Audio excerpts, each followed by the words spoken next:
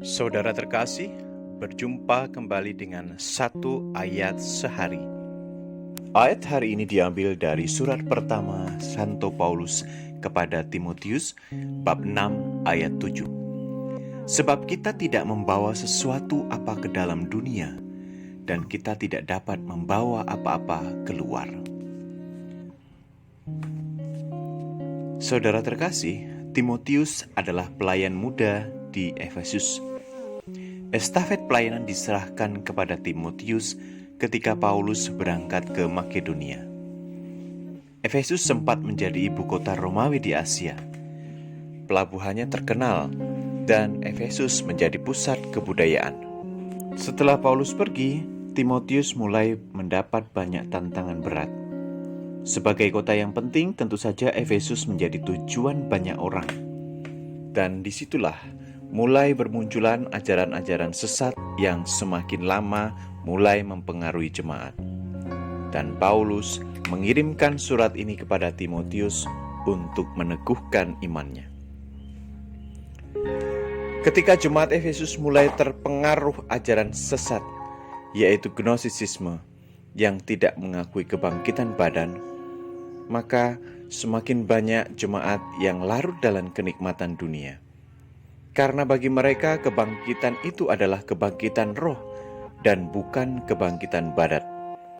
Hasrat masyarakat Efesus pada dunia terlihat jelas pada kuil-kuil pemujaan pada dewa-dewi Yunani, dan mereka mulai meninggalkan Kristus. Hasrat untuk mencintai, bersenang-senang, dan menguasai dunia tentu bisa terjadi pada siapa saja. Siapa sih yang tidak ingin hidup bahagia di dunia? Siapa yang tidak ingin menjadi kaya? Dan menjadi kaya juga bukanlah sebuah kesalahan. Tidak ada yang salah dengan uang. Uang hanyalah suatu alat tukar. Akan tetapi, mereka yang ingin kaya akan terjatuh ke dalam pencobaan, ke dalam jerat, dan ke dalam berbagai-bagai nafsu yang hampa dan yang mencelakakan. Dan ini yang akan menenggelamkan manusia ke dalam keruntuhan dan kebinasaan.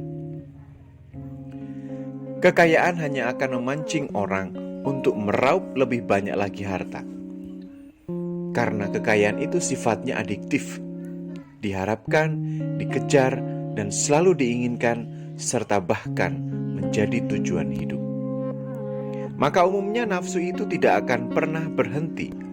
Selalu ada alasan dan argumentasi kenapa orang-orang mengejar kekayaan dan harta tanpa henti. Lalu apakah ujung akhir dari setiap garis hidup ini? Setelah manusia lelah dan berjuang sepanjang hidupnya, maka ia akan bertemu dengan kematian.